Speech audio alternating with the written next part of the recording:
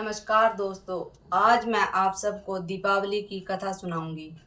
एक दिन सोनकादि ऋषियों ने संत कुमार से पूछा, हे भगवान, दीपमालिकोत्सव दीपावली के अवसर पर श्री लक्ष्मी जी के साथ साथ अन्य देवी देवताओं का पूजन क्यों किया जाता है, जबकि दीपावली का पर्व विशेष लक्ष्मी पूजन का है। ऋषियों की इस शंका को सुनकर संत कुमार जी कहने लगे, हे ऋषियों, समय पाकर जब दैत्य राजबलि ने अपने भुजबल से अनेकों देवताओं को बंदी बना लिया, तो कार्तिक अमावस्या के दिन स्वयं विष्णु भगवान ने वामन रूप धारण कर उसे बांध लिया और समस्त बंदी बनाए गए देवताओं को कारागृह से मुक्त कर दिया। कारागृह से मुक्ति पाकर सभी प्रमुख देवों ने क्षीर सागर में लक्ष्मी सहित विश्राम किया। इसी कारण दीपावली के दिन लक्ष्मी पूजन के साथ साथ अन्य देवताओं के पूजन और शयन की भी व्यवस्था करनी चाहिए। ऐसा करने से लक्ष्मी अन्य देवताओं के साथ वहीं विश्राम करेंगी।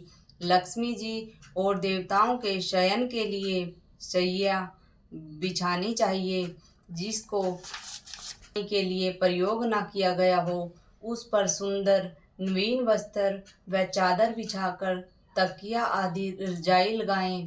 तत्पश्चात सुगंधित कमल पुष्प भी शैया पर बिछावें, क्योंकि लक्ष्मी जी का निवास प्राय कमल में रहता है।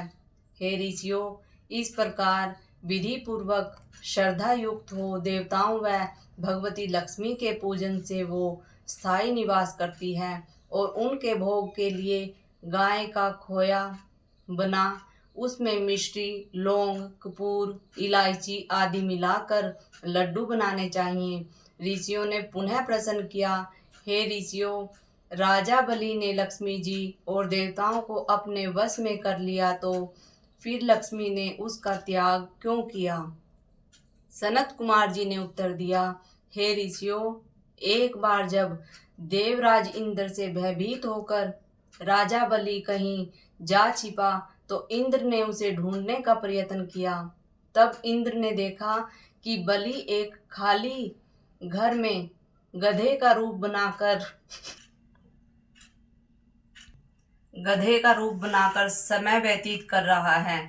इंद्र के वहां पहुंचने पर बलि से उसकी बातचीत होने लगी। बलि को तत्वधान का उपदेश देते हुए समय की महत्ता समझाई। देवराज इंद्र और दैत्यराज बलि में बातचीत चल रही थी कि उसी समय दैत्यराज के शरीर से अत्यंत दिव्य रूप वाली स्त्री निकली। उसे देख इंद्र ने पूछा, हे दैत्यराज, तुम्हारे शरीर से निकलने वाली यह आमा युक्त स्त्री देवी है या आसुरी या मानवी? राजा बलि ने उत्तर दिया, हे देवराज, न यह देवी है, न आसुरी है और न ही मानवी है। यदि तुम इसके संबंध में अधिक जानना चाहते हो तो फिर उसी से पूछो। इतना सुनकर इंद्र ने हाथ जोड़कर पूछा, हे देवी, तुम कौन हो और दैत्यों का परित्याग करके मेरी ओर क्यों बढ़ती आ रही हो? मंद मंद मुस्कुराती हुई वह शक्ति रूपी स्त्री बोली, हे देवेंद्र, मुझे न तो दैत्यराज प्रहलाद के पुत्र विरोचन ही जानते हैं और न उनके पुत्र यह बलि ही। शास्त्र वेत्ता मुझे दुस्सहा, भूति और लक्ष्मी के नामों से पुकारते हैं, परंतु आप और अन्य देवगण मुझे भली प्रकार से नहीं पहचानते। इंद्र ने प्रश्न किया, हे देवी, जब इतने दीर्घ काल तक आपने दैत्यराज के पास वास किया, तो फिर अब इसमें कौन सा दोष उत्पन्न हो गया जिससे इनका परित्याग कर रही हो? साथ ही यह भी बताने की कृपा करो कि आपने मुझ में कौन सा ऐसा गुण देखा जो आप मेरी ओर अग्रसर हो रही हो?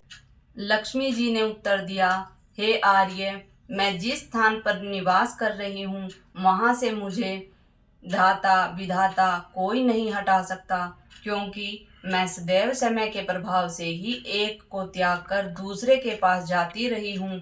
इसलिए मेरा तुमसे कहना है कि तुम बलि का अनादर न करते हुए आदर की दृष्टि से उनका सम्मान करो।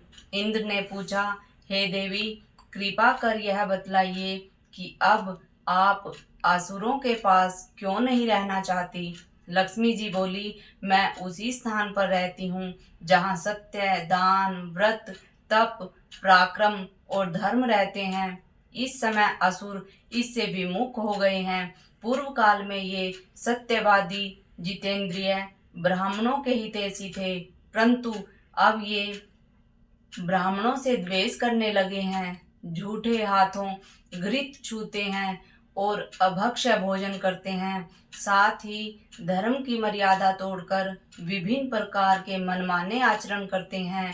पहले ये उपवास और तप करते थे, प्रतिदिन प्रातःकाल सूर्योदय से पहले जागते थे और यथा समय सोते थे, परंतु अब ये देर से जागते और आधी रात के बाद सोते हैं।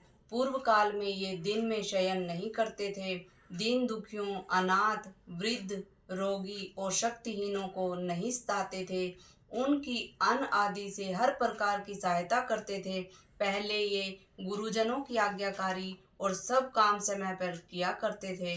उत्तम भोजन बनाकर केवल अकेले ही नहीं बल्कि दूसरों को खिलाकर बाद में स्वयं खाते थे। प्राणी मात्र को चतुरता, सौहार्द, उत्साह, निरहंकार, सत्य, क्षमा, दया, दान, तप, वाणी में सरलता आदि सभी गुण विद्यमान थे।